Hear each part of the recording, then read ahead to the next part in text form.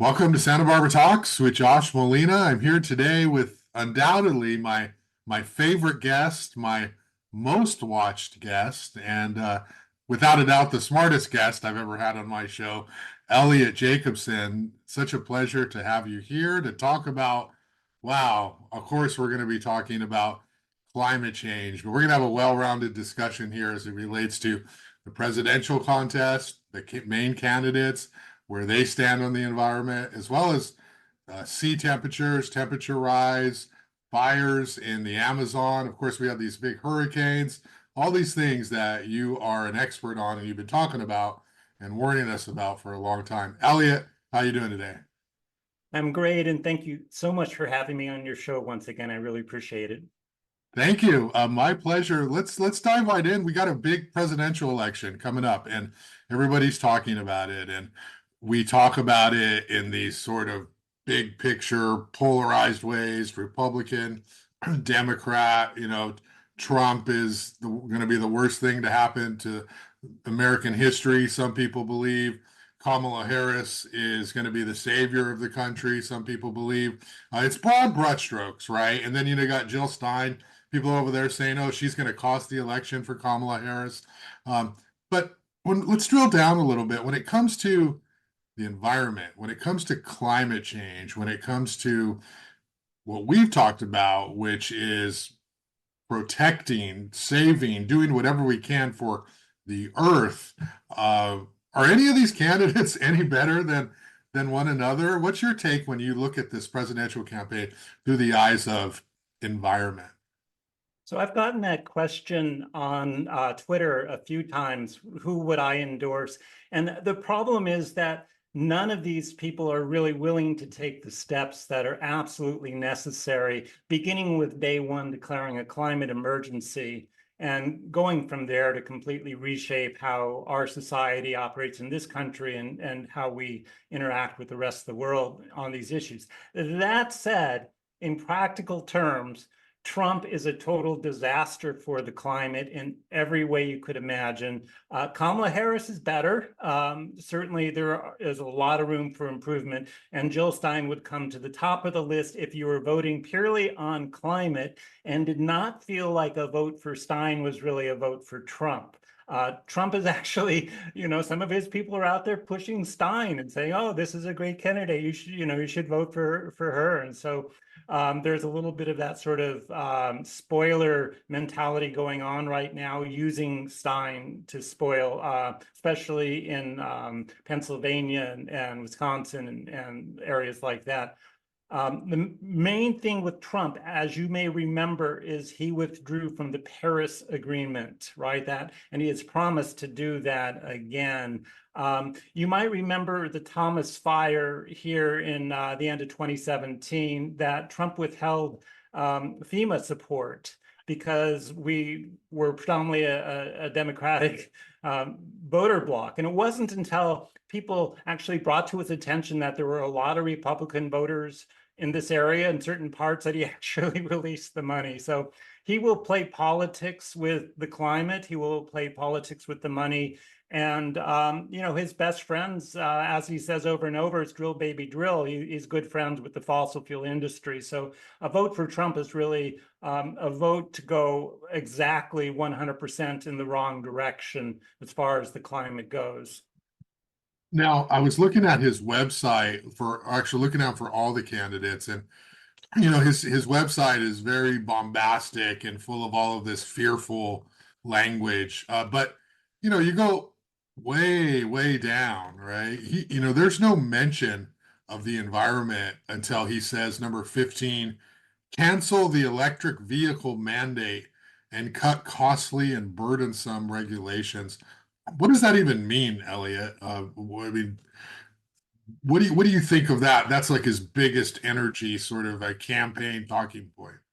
Well, he doesn't really have the right to go into individual states that have done mandates like that and say, well, each state has to follow a national mandate on this. But what he is able to do is to take the Inflation Reduction Act, the IRA, that Kamala Harris was actually the tie-breaking vote for that. He's able to withhold the money on a federal level that goes into sort of electric vehicle rebates or rebates for electrifying your home.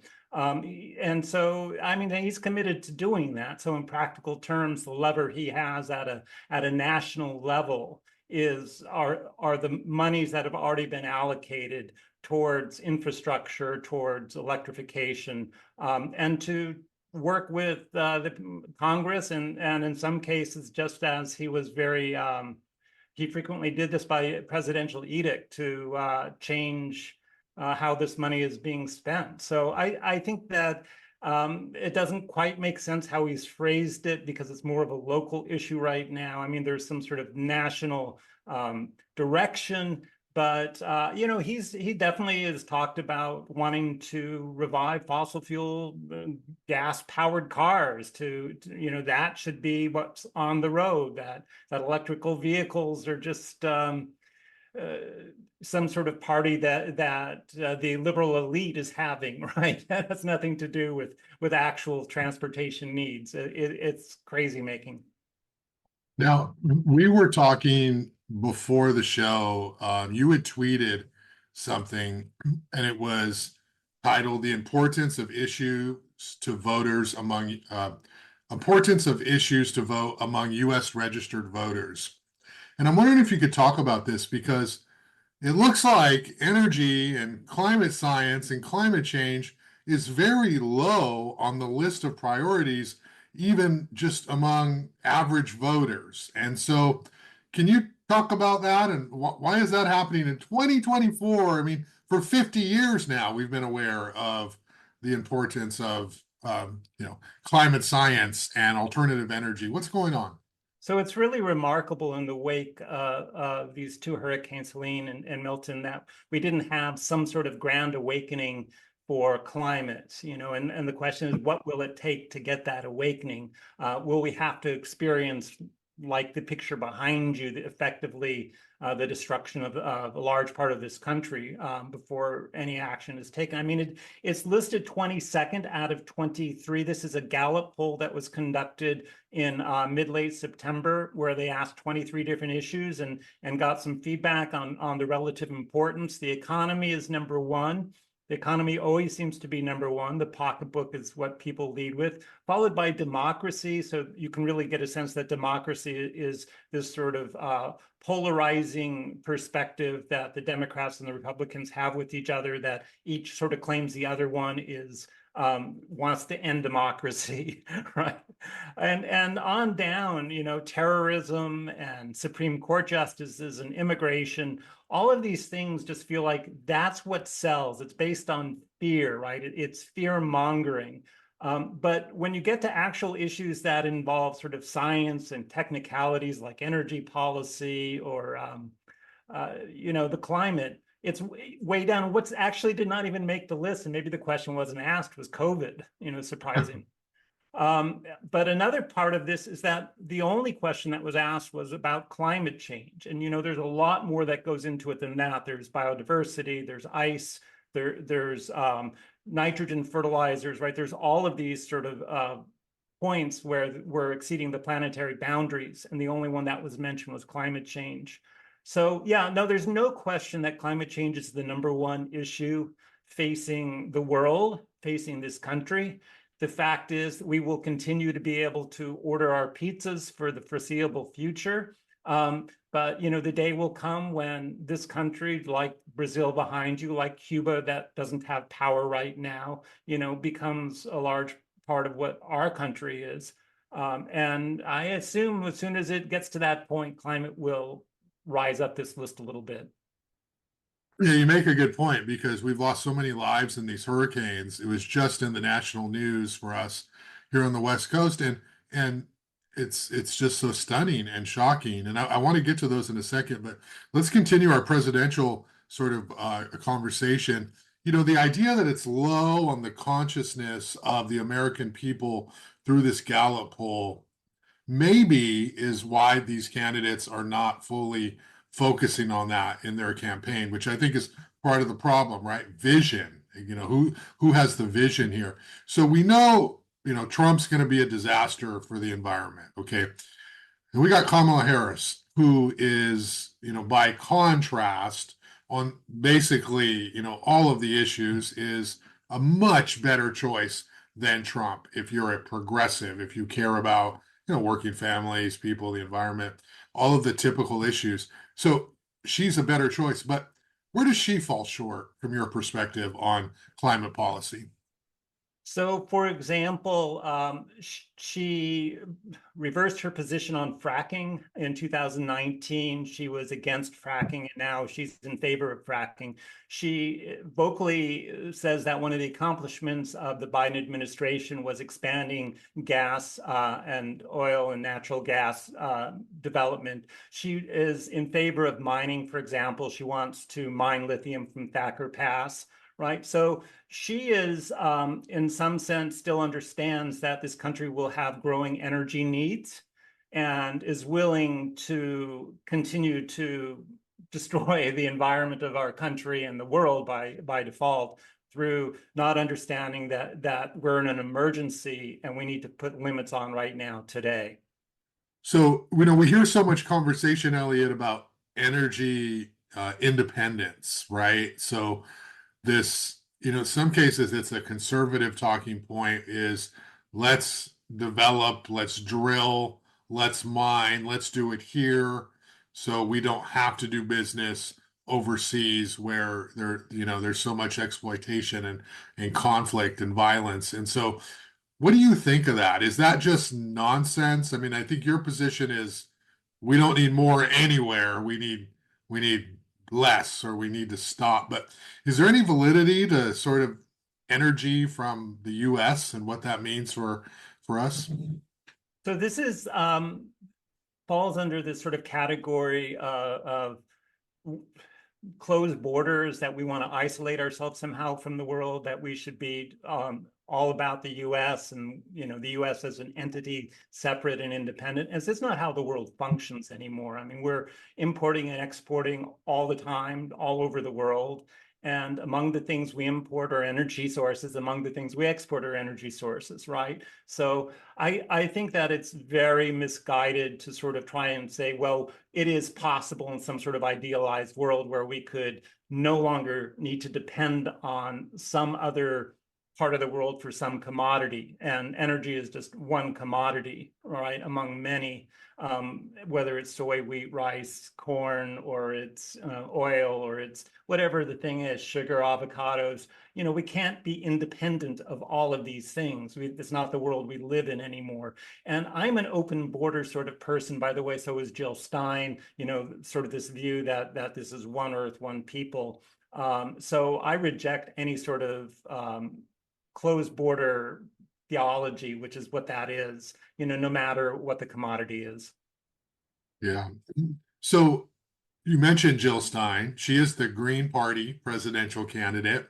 Presumably, just sort of, without thinking about it much, she's going to be much better for the environment. Where does she fit in with this? All of them fail, obviously, but where does Jill Stein fit in terms of climate science? So she absolutely accepts that we have an emergency and that the emergency is happening right now, that the very first thing we need to do is to declare a climate emergency, and that among the things that will work towards the future is completely rebuilding the country's economic framework. And she has the Green New Deal, the idea of creating green jobs, of putting an absolute limit on CO2, 30% reduction by 2030 and carbon neutral by 2050, and doing, so all of the most progressive ideas fall into Jill Stein's camp here. The problem is that she also puts this relatively low in her platform. So if you actually look at her platform, right now it's primarily a platform of human rights, that she talks a lot about what's happening in the Middle East and with Israel and the war on neighboring countries there, with the Jewish people, with the Palestinians, and so on. And she gets a lot of support nationally from those groups, from especially the Muslim communities, right? So because that's the issue she's campaigning on, because that's the source of her votes, it does sort of detract from what the message is that I wish was her main message at every time she went to speak publicly, which is her progressive views on the climate.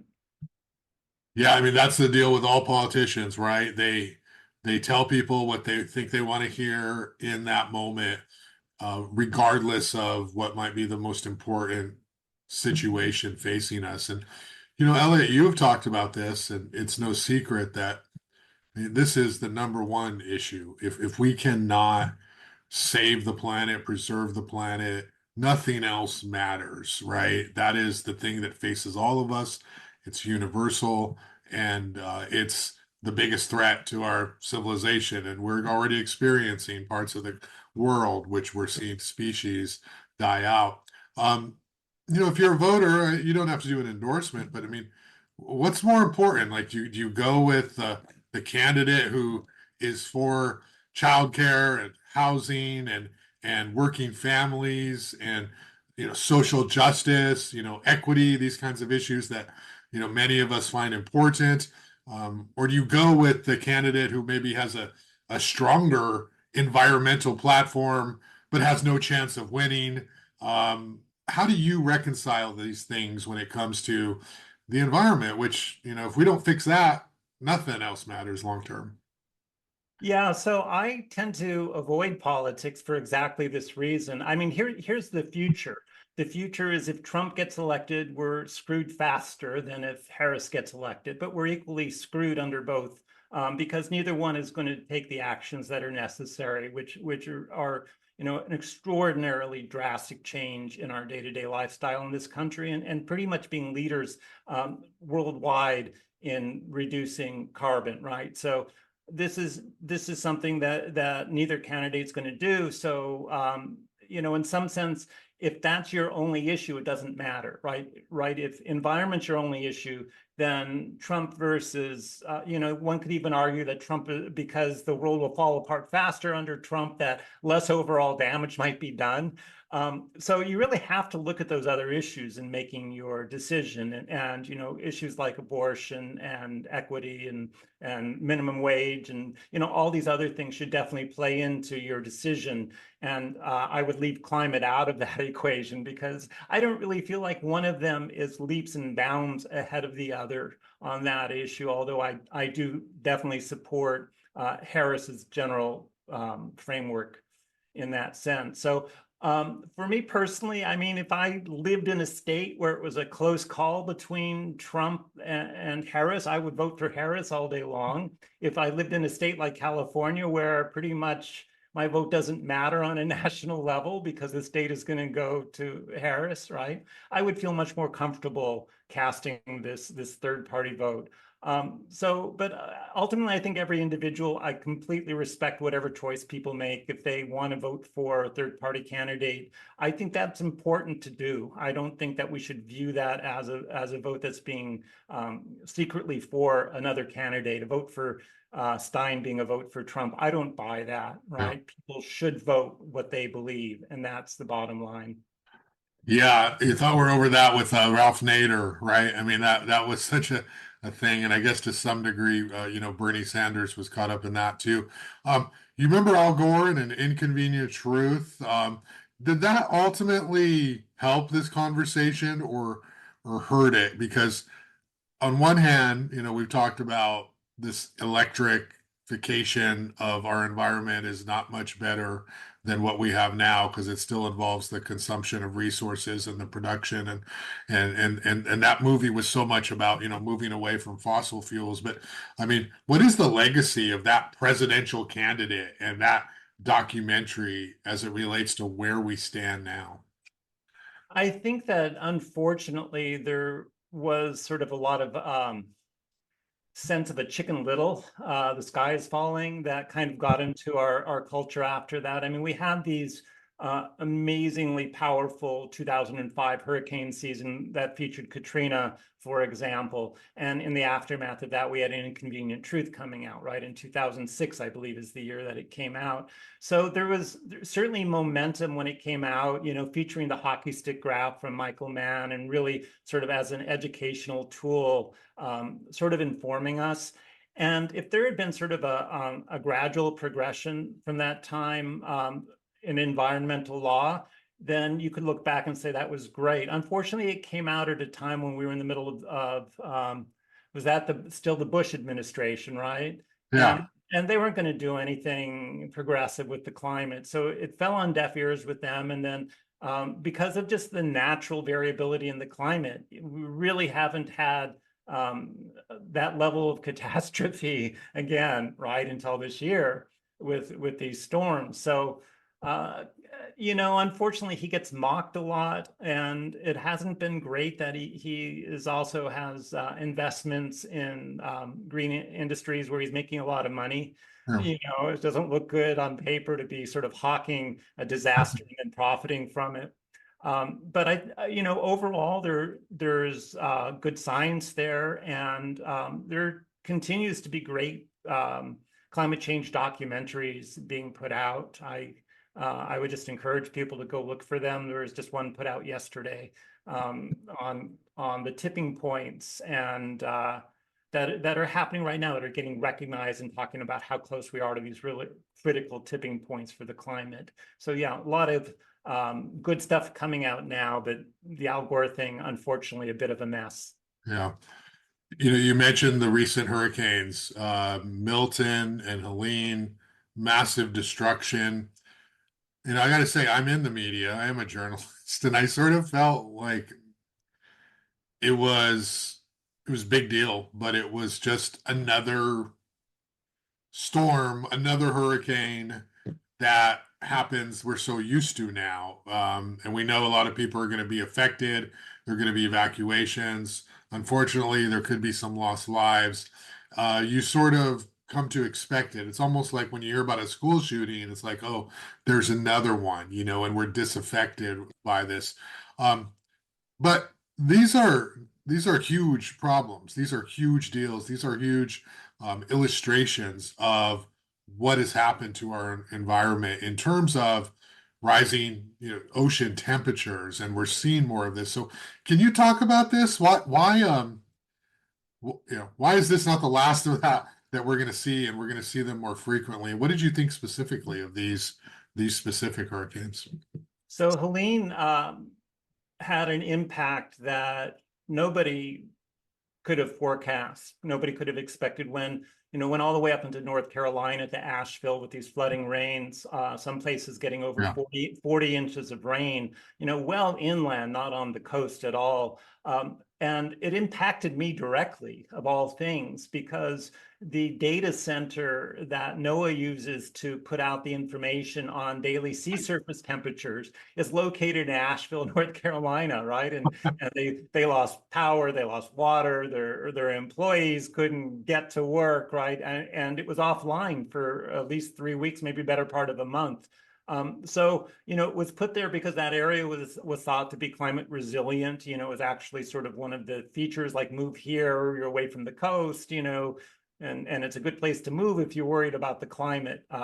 So I think that's a wake-up call, the fact that this storm could go that far inland and create that kind of damage. And I think that's the story that's not really been told enough, is just how that changes our idea of what is safe, where a safe place is in this country. That's the legacy of Helene. And I mean, Milton went just south of Tampa Bay, right? So the most powerful part of a hurricane is going to be on the sort of southeast corner of it. That's where the winds are sort of moving in the same direction as the storm as it comes to shore. On the northern corridor, they're moving in the other direction, sort of away from land as it goes on shore. So if that hurricane had been simply 50 miles to the north of where it was at landfall, we would have had our first $1 trillion hurricane, right? It was category 5. Milton is the first hurricane ever recorded that was a category 5, then went below a category 5, then went back up to a category 5 before landfall. And it actually had landfall as category 3, some last minute wind shear and 50 miles to the south. If it didn't hit that wind shear, if it was 50 miles to the north, essentially that whole area of Florida wouldn't exist anymore. So these are just, the storms this year. The point is that these are both were stronger storms than Katrina, that we should expect even stronger storms going forward. This rapid intensification, Helene intensified faster than any hurricane in record, gaining close to 100 miles an hour in wind speed in under 24 hours. I mean, these sorts of things just don't happen in any sorts of models that we have for the normal behavior of these types of storms. So we're seeing things that are brand new historically happening. And, it's just striking that these are not, don't push the topic straight to the top of the political agenda. So yeah, I mean, the future, unfortunately, is going to see a lot more storms like this. And so what's causing all this? You've talked a lot. You've been on CNN, you've been on a number of international broadcasts offering your expertise on this. Um, this isn't cyclical. This isn't just the way things happen. This isn't sort of, nature or God or whatever you want to call it. This is man-made. This is first human-made. This is because of our overuse of energy and fossil fuels, correct? I mean, explain why this is happening.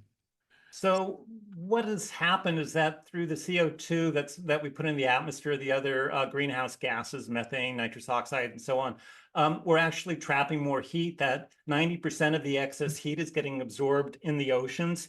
And so the oceans are heating up, right? They're heating up. They're absorbing so much heat right now. They're absorbing the equivalent of 8 to 10 Hiroshima atomic bombs worth of heat per second are going into our oceans, heating them up globally. I'm just talking about the heat, not the explosive part of the bombs.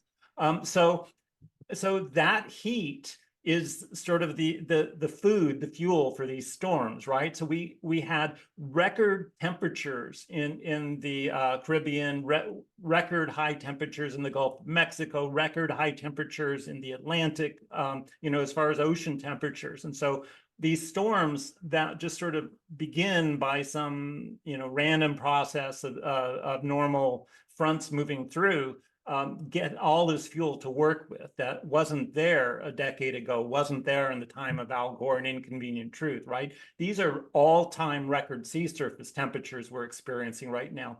And you need that, but you also need a couple of other ingredients. For example, lack of wind shear. So, steering currents have to be just right. So there are certain other things that go into play here. And we expected this year to have pretty much the whole summer, August, late July, and September be like Helene and Milton. And we're very lucky to have only had those two major storms. Well, we had Debbie also earlier in the season come ashore, interestingly, also in the Florida Panhandle, right? But we're lucky this year to have had pretty much prime conditions for hurricanes and to have only had this happen. So is there any way to, I mean, how do we stop that? Is there a science answer? Let's say we had the best presidential candidate possible on these issues. Is there a way to stop this, or is it's out of our hands now? There's a certain future that is out of our hands. So sort of prehistoric, pre-industrial, we were at about 280 parts per million of CO2. Right now, if you put all the greenhouse gases together, and NOAA does this, they combine everything and come up with a number they call the CO2 equivalent. We're at about 540, so we've gone from 280 to 540, right? The legacy of 540 parts per million CO2 equivalent is that temperatures globally are not going to stop rising pretty much for the rest of the century.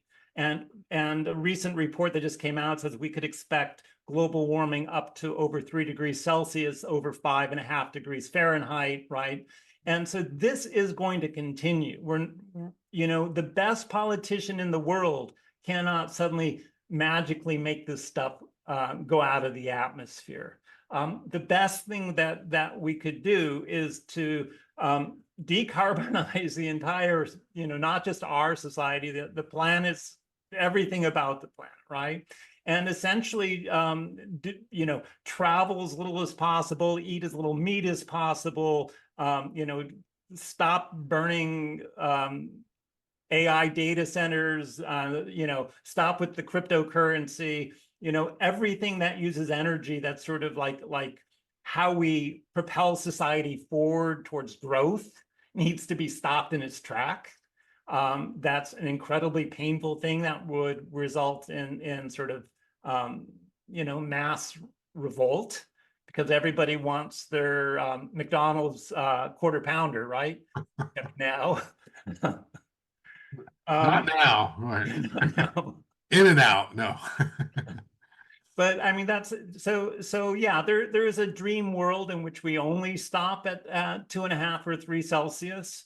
But the reality is that it's likely to go much higher. I mean, for example, last year we increased our CO2 output by over 1%, and this is when we should be decreasing it by 5 to 8% per year. So CO2 is actually growing at the second fastest rate on record right now. Only a period back, I think in around 2016, did it grow faster than it did, and only for a brief period of time. So right now we have record CO2 growth, we have record methane, and so all of these things do not pretend a good future of any type, no matter how all powerful the politician is and all knowing. Yeah, I mean, it's just something about, our culture, our society here in the United States, which is if you told somebody less, eat less, drive less, do less, build less, it's tied to sort of your patriotic sensibilities. Like it's like, no, it's my right to do this. And Yeah. it just ends the conversation. And then even if you're not one of those people, you're sort of a liberal Democrat or something, you still are driving the electric cars and you're doing things to protect the planet, but those things still involve energy creation. And so it's like you said, it's how many years do we have? Not many. They're both limited, right? Both Yeah. perspectives. Exactly. Eliot, this is kind of a goofball question, but I'll ask you, I know you won't laugh at me, but I spend some time on YouTube, and I watch some of these science podcasts and, some of these people who are like science for the mainstream. And, they talk about the planet and whether, we should be thinking about existence on other planets or Mars or colonization, or like if our planet is doomed, should we be thinking about somehow creating life on another planet or making conditions? And of course, Elon Musk is talking about this, and not that I want to go into him at all, but do you see any foreseeable future? Like, should we be looking somewhere else for our future? Not people, but just things that live on planet Earth as a way to continue life. So, I mean, there's certainly no way for us to habitate, to live on another planet in any way. I mean, there's no planet that we could terraform in any reasonable period of time, and we would just be exporting everything that humans are anyway to that new environment, and it would last however short because of us. Yeah, we live on a really precious planet. This is a one-of-a-kind planet with everything that has brought it to the state that allowed us to be here. And there's something, I don't know whether, since you like the YouTube videos, if you look at the anthropomorphic principle, essentially the reason that this planet is so beautiful is because we exist, right, to observe it. But if this planet wasn't exactly like it is, we wouldn't be here today, right? Having these issues. So we live in a really precious planet at a really precious time in its history, the Holocene period, which is essentially the last 10,000 years of climate, where the temperatures on this planet have really varied from sort of an average temperature of about 14 Celsius, plus or minus about half a degree Celsius. I mean, we're talking upper 50s, ish kind of temperatures globally for 10,000 years, right? And then all of a sudden in the last 100 years, we have this big spike in temperatures due to humans. So this little period of time, this last few thousand years, is a gift to us that's allowed civilization to grow and technologies to grow and agriculture and travel and science and everything that we look at as human, and love and respect about humans is in this little period of time when the climate has been like this. Yeah. We're pushing the climate away from the safe zone very, very quickly. If we cannot recreate that safe zone on this planet, right? We're not going to suddenly choose some random planet out there and say, oh, let's create this little safe zone, right? Starting from scratch on some distant planet. So yeah, I'm pretty much I think this is our one chance. This is our one shot here. Yeah. Yeah. I mean, we have it here. If we can't do it here, how are we going to do it somewhere else? I have this backdrop here, which is a Getty image of the fires in Brazil and the Amazon, and we've seen the worst fires in history happening. And I was hoping you could talk a little bit because I read an article, you've tweeted on this. And so it's easier, I guess, for these rogue developers or agencies or even the government to let it burn it down, and then develop than it is to go through the traditional sort of logging steps. And can we talk about that, what that means? It's not far away, right? It's not over there because how much of the Amazon do we breathe in on a sort of a global sort of sense? And what does it mean when we lose this forest? So the Amazon is known as the lungs of the earth, right? It is an area of the planet that has its own weather by virtue of the green, the plant life, the organic matter that's there. So 40% of the precipitation that happens in the Amazon is not because of storm fronts moving through, it's because of evaporation and raining again, right? So it's a part of the world that we desperately need to preserve. And unfortunately, it's also one of the most vulnerable tipping points. So what happens is that as more of the Amazon gets cleared, that changes this rainfall cycle because there's not that sort of lush green undergrowth to hold the moisture to feed the precipitation. And so we get the sort of runaway effect.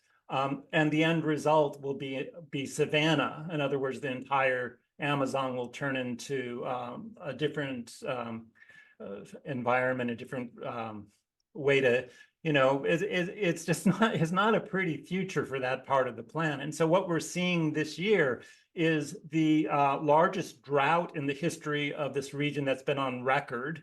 And the dry period goes from roughly June through October. So typically it'll start raining again roughly around now or early November there. But so this is the time of year when people will slash and burn. But because it's so dry there, this year they're just burning, right? Save the money on the slashing part.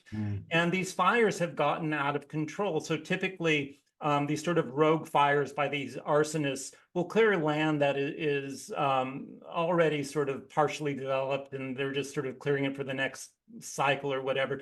This year, about 40% of the fires are going into these pristine wildernesses, right? These uncut areas that have never been harvested before. So we're getting record fires.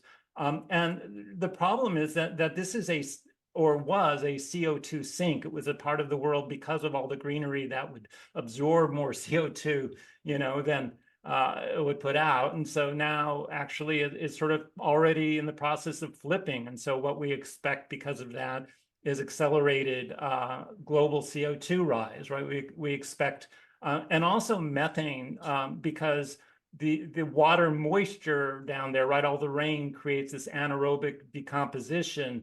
And so we're going to have more areas, more smoke is going to create, the ways that allowed methane. I don't want to go into the chemistry, but this smoke creates a carbon monoxide that destroys the thing that eats the methane, the hydroxyls. And There's all these feedback loops happening there now that are just runaway trains, and this is just the first year we're really seeing how bad it's going to get.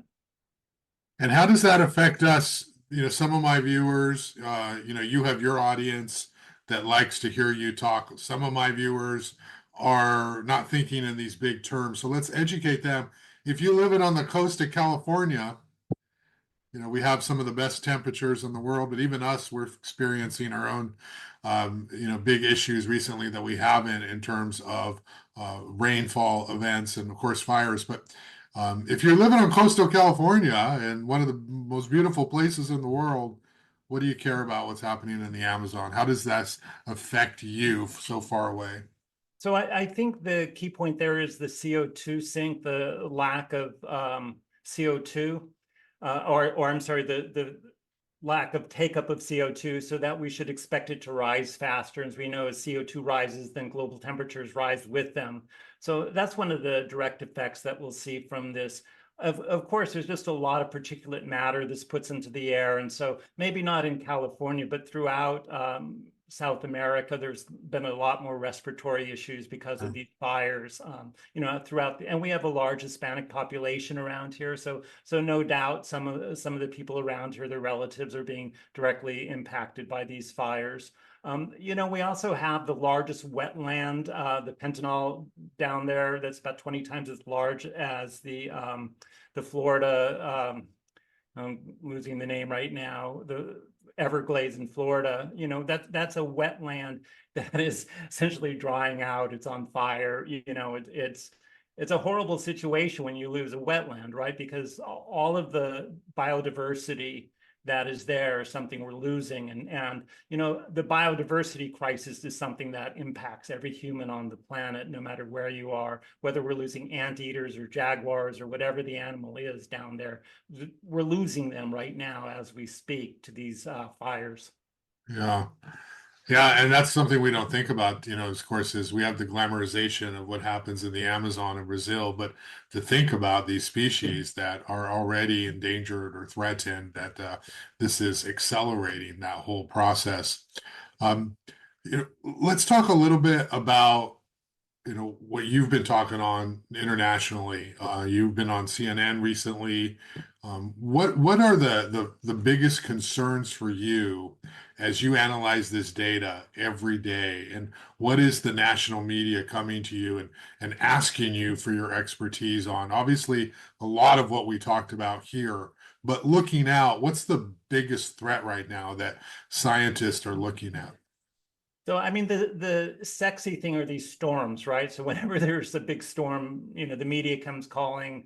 They want some sort of expert opinion about why these happened or whether more of these are going to happen. And so you understand that. But I mean, for me, there are three things that were way out of whack last year. One was global sea ice extent, the other was sea surface temperatures, and the other was global land temperatures, right? And the first time you had me on here was we had the trifecta of all three of those things setting records, right? And here we are almost a year and a half later, right? And as of today, global sea ice is at a record low for the day. I mean, it's still at a record low. We have less sea ice globally. And the problem with that is that sea ice reflects sunlight. It helps to cool the planet, right? So there's this sort of feedback impact between ice and warming. And the less ice you have, the faster, ocean is dark and it absorbs heat, and then the ice doesn't grow as fast, and then it absorbs even more heat. So we have that happening, the ice albedo feedback loop. And then global surface temperatures, right? This idea of breaking 1.5 C. Well, I will tell you, we are at a record high again for global surface temperatures, right?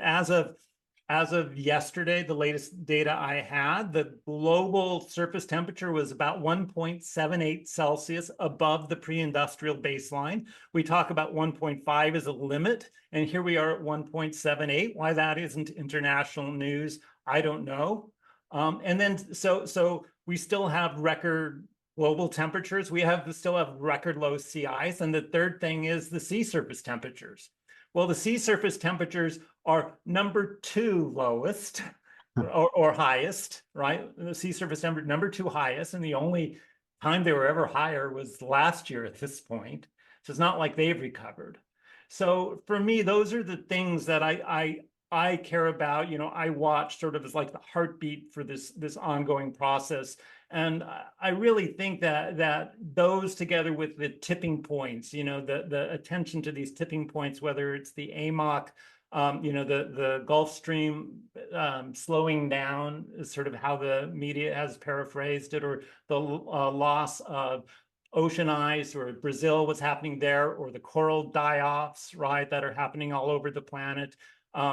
You know, these are the watching these tipping points and staying up to date on where we are with them is really something that I personally take an interest in, and I wish that was, you know, sort of mainstream news every day.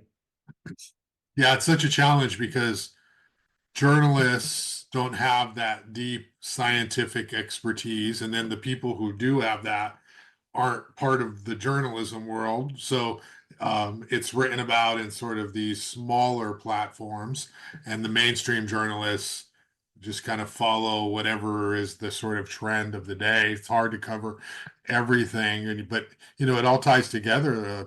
Here you have Jeff Bezos, owner of Amazon. He pulls the editorial on Kamala Harris. You know, LA Times also. LA Times also. Bezos is, I mean, I would say worse, but I mean, here's a guy who's responsible for so much climate change in terms of Amazon, yeah, you know, in terms of Amazon and what the number one company in the world, and all those trucks and the planes and the shipping and the overnights and these distribution centers. I mean, that is not an environmentally friendly business at all. And here he is stifling an editorial that would have called out somebody who, you know, you've already said on the show would be the worst choice, you know, and so that is just you know, a tragedy from a media perspective as well. And I think what people should remember, and you've said this, is even if we're comfortable wherever we're at today, if the temperature's 75 degrees and we've got a coastal breeze, that just means you have a little more time than other people in other parts of the world who are dealing with this climate change on a daily basis. And so eventually, the populations are going to have to move. And where are they going to go? They're going to go to the better environments. And then when you have all the population focused in certain areas of the world, then that just means you've somehow figured out a way to survive longer, but eventually it's going to get there too. So it's something we all should care about. It's not, you know, you mentioned at the beginning with like these open borders is these are imaginary lines. You know, the environment does not care about what your border is. It's going to go where it's going to go. And we're seeing it, as you said, North Carolina, inland, closer, closer. And eventually, these places where we only have hurricanes and we only have certain kind of weather events, that's not going to exist anymore, right? It's just going to be happening all over the place. So Californians won't be able to say, I only got to worry about earthquakes, you know. They have We have our share of fires to worry about. You know, we've been lucky for a couple of years here in the state, but you know, I think the key point is the insurance. If you can keep your house insurance, you know, that is the real test. That is the real barometer of climate change on the pocketbook, on the economy.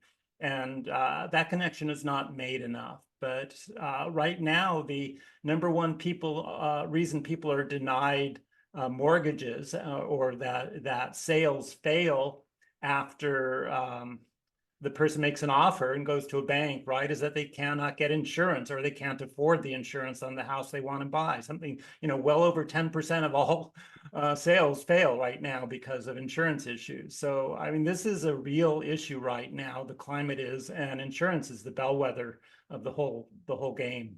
Wow, it's amazing.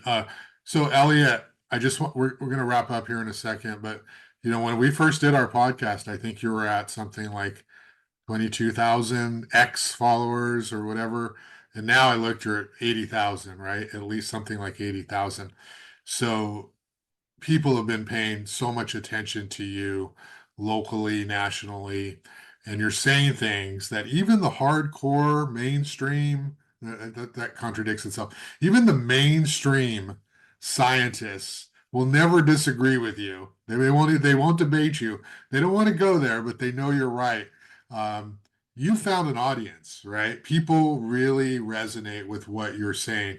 And I thought we could just end real quickly, just sort of talking about this idea that we started talking about a year and a half ago, which is being a doomer, because I'm really focused on changing the perception of that word because I was guilty of a doomer. Oh my goodness, what is that? And it's really a positive term in the sense it's just a realistic, right? And so we have to live our lives in a way that we look at the world as it is, not how we want it to be. So you're a doomer. People look at you as an expert in this field. Talk to me about what it means to be a doomer, and most importantly, why it doesn't mean you're like this negative nanny who thinks that the world's going to end, so who cares? So I think there's a really good question there. Recently, there have been a couple of articles in the media on hope and the value of hope and why hope might not be such a great thing to motivate action. So I looked at the word hope a couple of years back, and that was the thing that Pandora did not release from the box of evils. So hope could be viewed as an evil in that sense, and it was one that Pandora was smart enough not to release.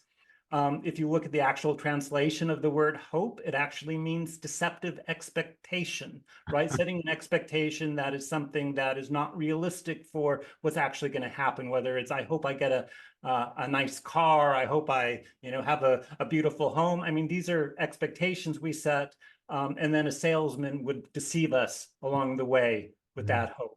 So I look at the opposite of hope, not as being hopeless, but I look at the opposite of hope as having reasonable expectations. So for me, what it means to be a doomer is simply to have reasonable expectations, to realize that the planet is on a trajectory that is not going to end well for humanity and most other species in the short term, right? But maybe I could do just a little bit to make it not quite as bad for some of those species, for some of the biosphere, for something, right? But just having this honest, reasonable expectation for the future about where we are heading. No lie, no hope, no trying to blind us with oh, we have to do this or that, the other thing. This is the future. Collapse is the future. We're in the midst of the sixth great extinction. That is our future. Let's just try and minimize the damage we cause on our way out. And by that, I mean be an environmentalist, right? Do everything you can for the environment, do everything you can for species, everything you can do to preserve something on this planet, because it's a beautiful place and we've ruined it, right? Or we're in the process of ruining it, at least in this Holocene period that we've lived in. So to be a doomer means to have reasonable expectations. It means to do everything you can for the environment, knowing what the future is going to bring us. Right. And ultimately, less is more. Less is a lot more. Less of everything is a lot more. Right. Okay, Dr. Eliot Jacobson, I really appreciate the conversation and shining a light on these topics. It's such a pleasure to have you on the show, and I look forward to the next time. So thank you. Thank you.